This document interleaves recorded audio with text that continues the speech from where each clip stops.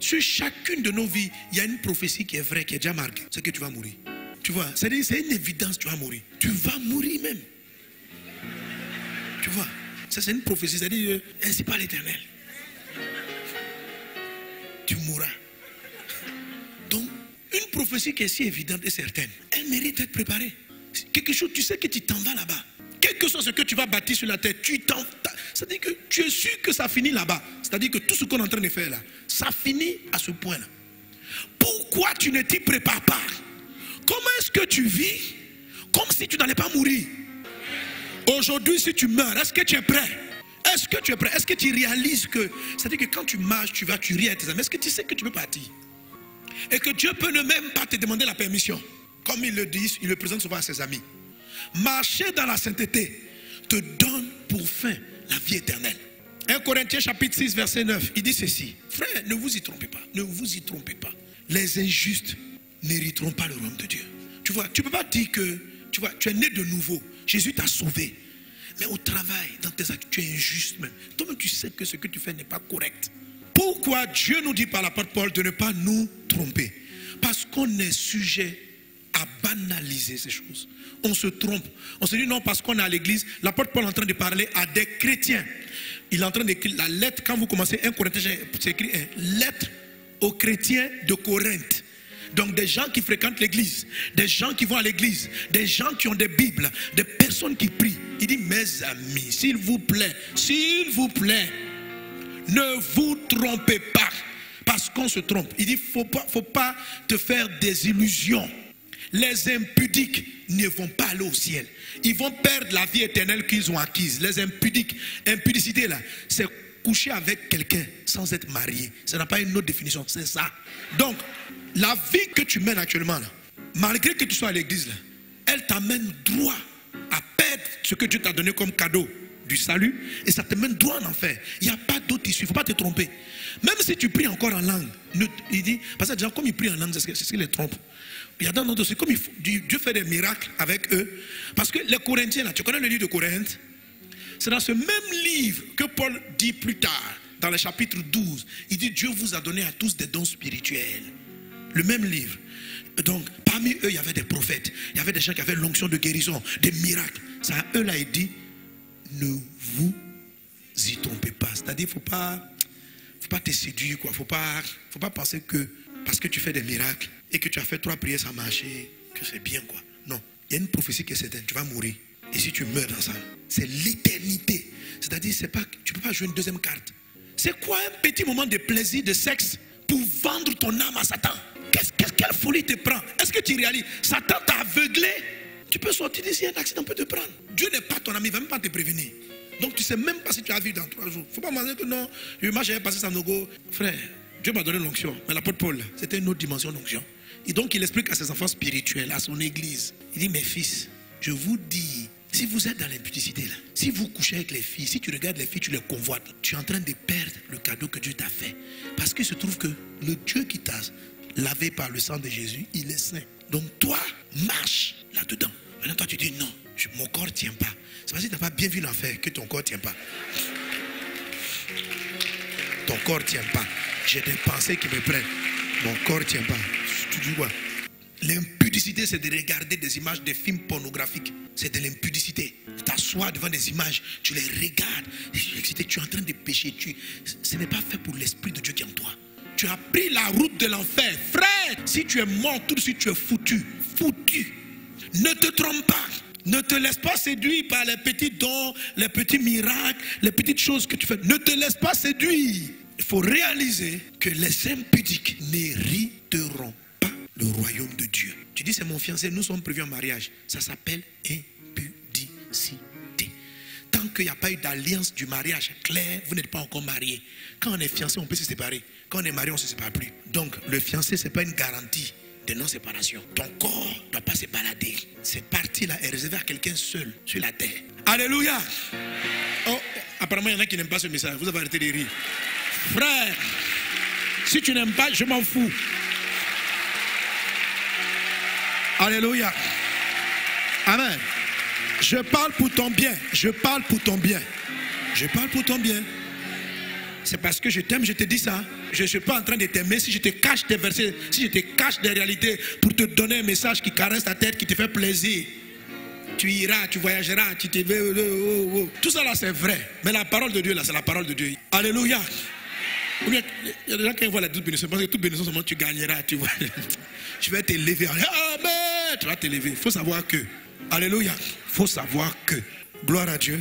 Il faut être conscient que ce que tu fais à ton fiancé là, ça va te conduire en enfer. Direct. Ce que tu fais à ta fiancée là, tu vas mourir, tu vas aller en enfer. Et il n'y aura pas de retour. Aucune plaidoirie. Le sang de Jésus est efficace sur la terre, pas après la mort.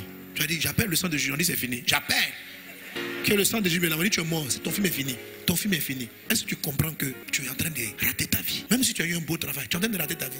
Qui encore? Donne-nous le texte. Ni les impudiques, ni les idolâtres. Les idolâtres, c'est tous ceux qui aiment quelque chose plus que Dieu. Leur travail plus que Dieu. Je vais vous surprendre. Il ne faut pas aimer ton mari plus que Dieu. Il ne faut pas aimer ta femme plus que Dieu. Il y a des gens qui ne sont pas exaucés parce que le péché prive de l'exaucement. Parce qu'ils aiment trop, ils aiment le mariage plus que Dieu. C'est pourquoi le problème n'est pas marié. Ouais. C'est-à-dire que toi qui veux rétrograder parce que Dieu ne veut pas te marier, tu es idolâtre du mariage. Parce que entre le mariage et Dieu, tu préfères le mariage. C'est la raison pour laquelle tu veux renier Dieu pour pouvoir te marier. Renonce au mariage pour Dieu. Qui te donne un mari, qui te donne pas un mari, tu continueras de le célébrer. Il te donnera ton mariage. Ce n'est pas toi qui as fabriqué le mariage. Donc arrête de le faire chanter. Il peut te donner ça quand il veut. Alléluia.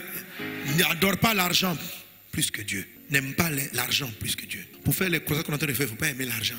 Il faut aimer l'homme. Tu peux voir 50 millions arriver, ça ne te dit rien. Puis tu prends, tu refais ça à la croisade. Quelqu'un qui t'appelle et te dit non, je te donne 50 millions. Pourquoi je ne regarde pas ça pour moi? Je dis, c'est que la personne même elle écoute mon message, elle l'entend. Et la personne savent que c'est vrai. Et tu vois comment tu vas investir pour que des gens soient sauvés. Pourquoi? Parce que tu n'aimes pas l'argent. Tu aimes l'homme. Et Dieu te donne encore. L'homme.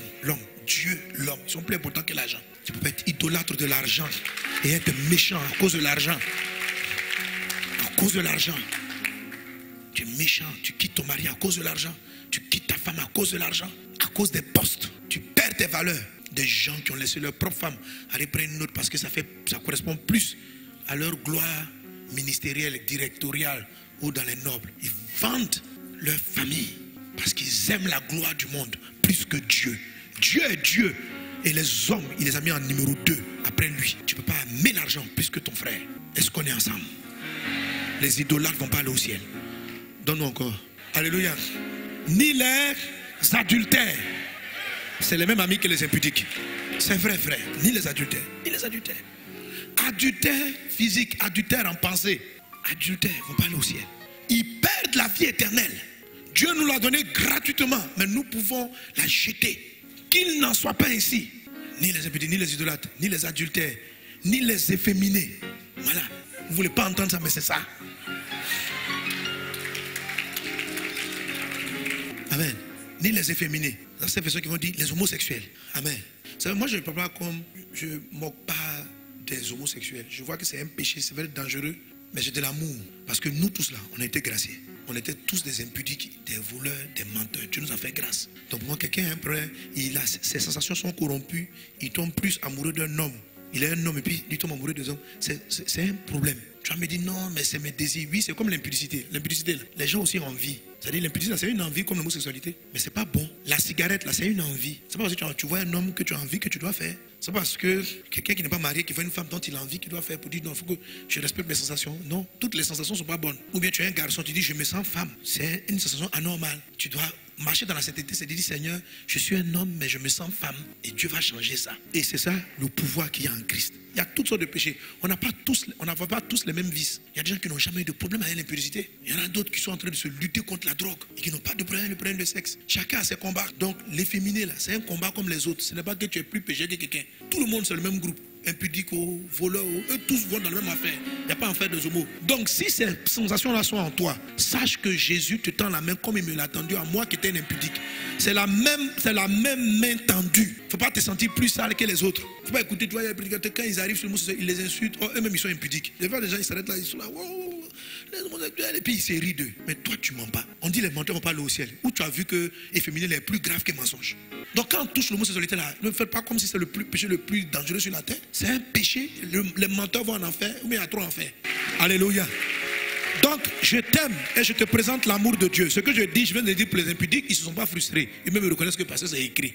Donc, si on dit pour l'homosexualité aussi, il ne faut pas voir que non, il est homophobe. Ça veut dire quoi homophobe? Homophobe, ça veut dire quelqu'un qui déteste les homosexuels. Je ne peux pas te détester. C'est un péché de détester. C'est un péché de haïr. Je t'aime, mon frère, je t'aime pour que tu sois sauvé. Et je dis ce que les Écritures disent. C'est un usage contre nature de ton corps. C'est un usage. On a des sensations. Le voleur, il a envie de voler. Mais ce n'est pas normal. Présente-toi à Dieu et il te sauvera. N'écoute pas les faux prophètes, les faux docteurs qui enseignent que non, David était dedans. David n'était pas dedans. Comme Jonathan dit, non, je t'aime comme mon âme, je t'aime. Oh, c'est pas vrai. Faut pas, arrête, ne tournez pas la parole de Dieu. Hein? Il y a une passage où il dit, mon amour pour toi est plus que l'amour des femmes. Qui dit, non. Il y a des gens qui ont un tel degré d'amitié qu'ils tiennent plus à leur ami qu'ils tiennent à leur épouse. C'est ce dont il est en train de parler. Est-ce qu'on est ensemble? Frère, voici. Regarde, pourquoi nous allons lui donner encore? Ni les infâmes, ni les voleurs, ni les cupides, ni les ivrognes, ni les outrageux. Vous qui à table.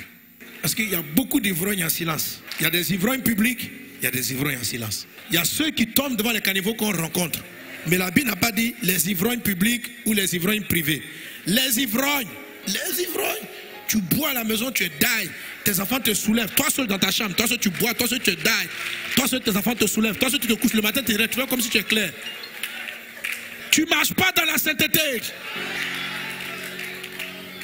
Vous avez été édifié par cet enseignement et vous voulez en écouter d'autres du pasteur Mohamed Sanogo? Abonnez-vous à ses pages Facebook, YouTube, Twitter et Instagram. Ou allez sur la page Facebook de Librairie d'Honneur où vous trouverez ses ouvrages et encore plus d'enseignements. Que Dieu vous bénisse.